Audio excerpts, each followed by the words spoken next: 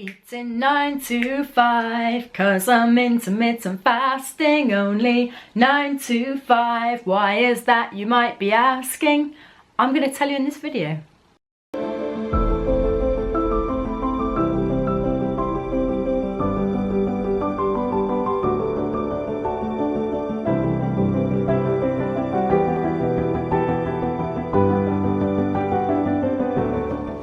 Hi, my name's Laura Rimmer. I'm a natural health nutritionist and health coach of over 20 years. And in this video, we're going to talk about 16/8 intermittent fasting. What are the benefits of a 16/8 intermittent fast? Why should you do it? First up, if you're new to my channel, then welcome. Do hit the subscribe and the notifications button so you get regular updates when I upload new videos, which will help you thrive with your diet and health in an unhealthy world that we find ourselves living in. So what is a 16/8 intermittent fast? Well, quite simply, you eat within a window of 8 hours. So for me, I like to do a 9 to 5 intermittent fast. So I eat between the hours of 9 and 5. So yeah, and we'll talk about what to eat in a minute. Eat between 9 and 5, so an 8-hour window. And then I fast between 5 p.m. at night all the way through to the next day, 9 a.m. Now, you don't have to do 9 to 5. Other popular eating windows that people choose on a 16/8 fast could be, say, 10 until 6, or many people do noon until 8. So you can just skip breakfast, have lunch, have an evening meal, have a couple of snacks in the evenings if you want, go to bed, and then fast until lunchtime the next day. So it really depends on your diet, you know, your lifestyle, your habits, and your preferences. So you just basically pick any 8-hour window to eat. Now, few tips on this. It's better to pick an 8-hour window and then stick to it rather than chopping and changing every day. It will benefit you to have a kind of regular routine. But that being said, we don't need to be you know, absolutely rigid about it. If, say, your eating window, like me, is 9 till 5, and then you find yourself like either really hungry at about 6 p.m, or you're out with friends like one evening and you know you fancy something, then okay, fine. The aim here is not to be like so inflexible that this becomes burdensome for you. There's many benefits to be had from 16/8 fasting that we'll talk about in a minute. So, you know, approach it with a degree of flexibility, but at the same time, for the most part, establish a regular routine. So I would say pick your 8-hour window, stick to it, and if you need to be slightly flexible here and there, that's absolutely fine. So it goes without saying really, but I will say it anyway, that you eat within those 8 hours and you stop eating for the 16 hours. Why would we want to do this? So what are the benefits? Well, studies have shown that groups of people, and long studies have been done. One study in particular was done over 12 months, and it showed that people eating the same amount of calories, doing the same amount of exercise, eating the same foods, but one group were doing it within an eating window, an 8-hour eating window, so they were doing a 16/8 fast. The other group could just eat whenever they want. And on average, the group that were intermittent fasting lost a significant amount of weight in comparison to the group that just ate whenever they wanted. So if you're looking to lose weight, then intermittent fasting in this way is one of the best, one of the easiest, one of the most effective ways and sustainable ways that you can approach your weight loss. So that's a really good benefit. Aligned with that, or kind of similar to that, but you know, an even better benefit in my view to weight loss is it allows your body to go into fat burning mode, and it just balances your blood sugar. So you know that most people are just eating all day long, sometimes all evening long, and in our modern world a lot of our diseases that we see and that people experience stem from the fact that we're never stopping eating, and it just puts a burden on our organs, so constantly spiking insulin, constantly putting strain on the pancreas, the liver, the stomach, you know, all of your organs. So we do our body a massive favor when we take a break, when we allow it to rest, when we allow periods where your body is not digesting. The benefits will be balanced blood sugar. Your body will go into a state of what's called autophagy, where it kind of cleans up its cells, it recycles and renews cellular material. So this has anti-aging properties, it has anti-inflammatory properties. It can, yeah, absolutely help balance blood sugar. So if you're struggling with metabolic disease, pre-diabetes, diabetes, heart disease, blood pressure issues, then intermittent fasting can be a real game changer for the better for you. Other benefits include an improvement in your brain function.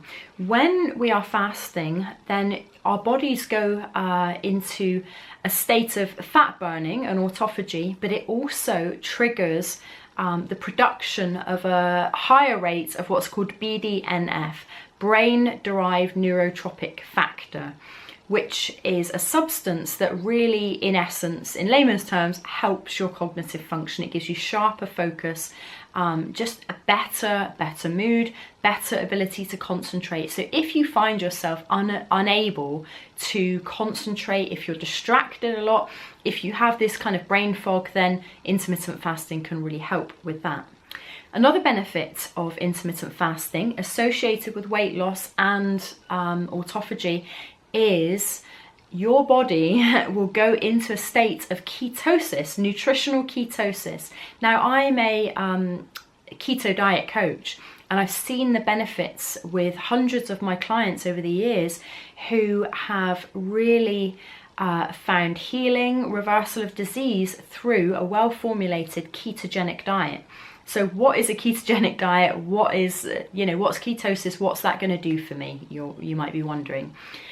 So state of ketosis is where instead of burning carbohydrates for fuel, which most people are doing most of the time, most of their life, which is quite inflammatory, it's not the most efficient fuel source, and as we've mentioned earlier, the effect it has on your body is a constant spiking of blood sugar, insulin is released, blood sugar drops, a couple hours later you're hungry, so you grab another carbohydrate-rich food, blood sugar spikes again, so you're constantly on this what I call blood sugar roller coaster.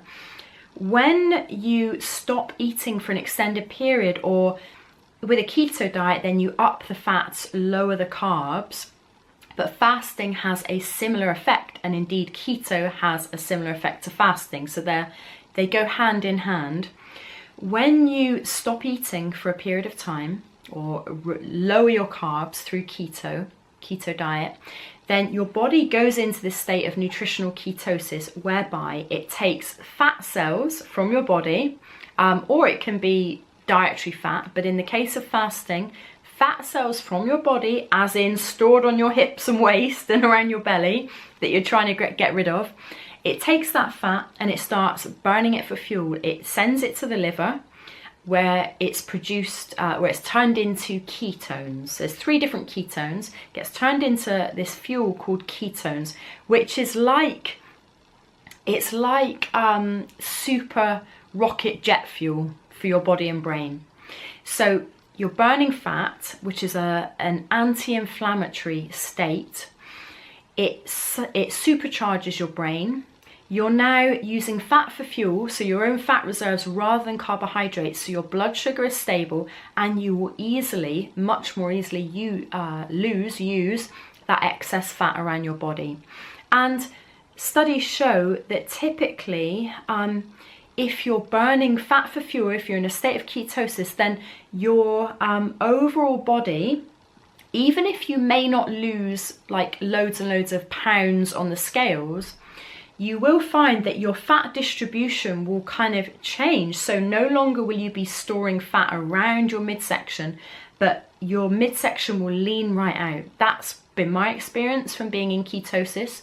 This has been my client's experience. So if you are, you know, we all see people who are thin, but yet they have like a muffin top around their belly, or just struggle to lose weight off of their midriff. So if that's you, then intermittent fasting or a ketogenic diet or a combination of both will really help you to release that excess fat around your waist, which in terms of your overall health, it's much better to not be storing fat around your waist. If you do, then that increases the risk of all sorts of different diseases. So that's really good. So your body's in a state of ketosis, you're burning fat for fuel, which is really efficient. You know, like hundreds of years ago, people just ate 3 meals a day. They weren't overeating to the extent that we are now by any means. And so people would naturally spend, you know, hours a day in nutritional ketosis, and people were healthier as a result of that. Now we have chronic disease because people never experience this ketogenic state, this anti-inflammatory healing autophagy state that's achieved through lowering carbs and fasting. So 16-8 is a really, really wonderful way of getting back, you know, reclaiming some of those health benefits of old through, not eating all day and all evening long. So I'm going to give you a few tips now for starting and thriving with your 16-8 intermittent fast. So the first thing is, which I've already mentioned, pick your 8-hour window and try and stick to it. Be consistent with a degree of flexibility. The second tip is to drink plenty of water. Make sure that you drink water in between your meals and in your in your fasting window as well as your non-fasting window, your eating window.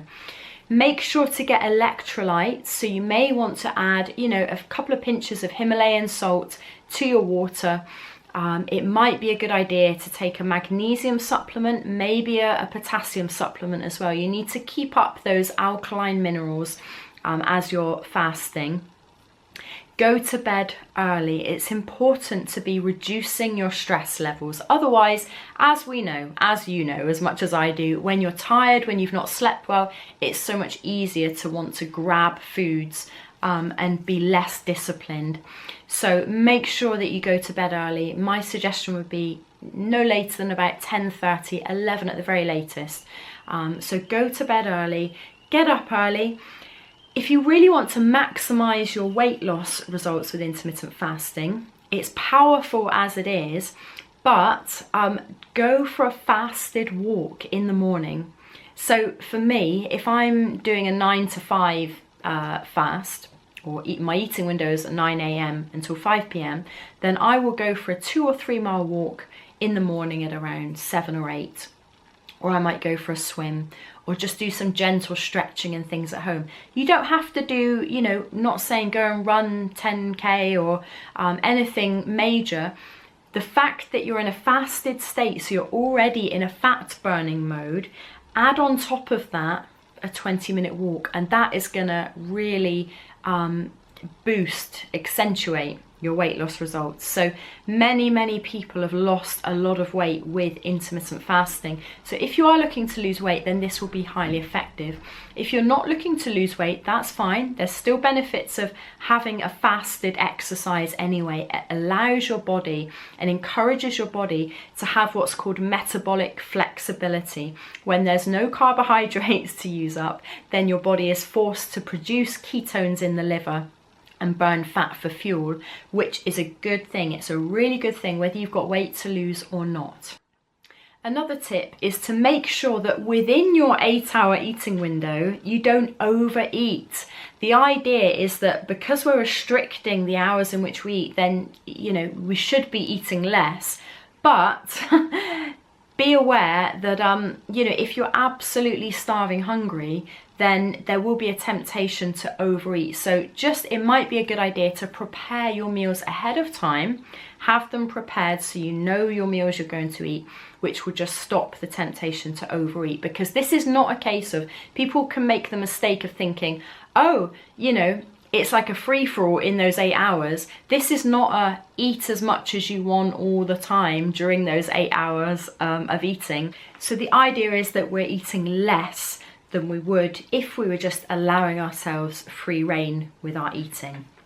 So my last tip is to enjoy the process. Keep yourself busy, fill your fasting times with enjoyable things, and you probably will find, as I do, as many other people do, that you feel like there's a sense of more time, because you know, so much time can be taken up with thinking about food, eating meals, and when you're giving yourself these extended periods where you're just, it's not even on your mind or radar, then you know, it can have a load of benefits in terms of your personal relationships. Maybe you can cultivate a hobby, write that book you've always wanted to write, do all sorts of things. So enjoy the process, keep yourself busy, and yeah, just think of this as a longer term thing. This is not a quick fix.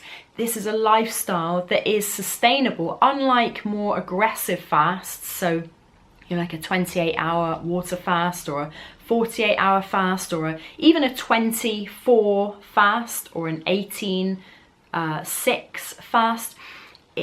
Many people find that a 16-8 fast really is a sweet spot, because it doesn't feel too onerous. It doesn't feel depriving like a longer fast does, but you get a ton of benefit, and it is a really, really cheap, easy, free even, not even cheap, free way of achieving better patterns with your diet, balancing your blood sugar, and probably toning up and losing weight in the process. So enjoy. Leave a comment below, let me know your experience with 16-8 fasting, and if you want some meal plans, I've put together a really lovely meal plan, 16-8 intermittent fasting meal plan bundle for you. It's just £17, super cheap, which is like $18 US. So that's in the description below. So yeah, and if you want more information, and especially on ketogenic diet, then do check out my website, laurarimmer.com. Okay, I'll see you in the next video.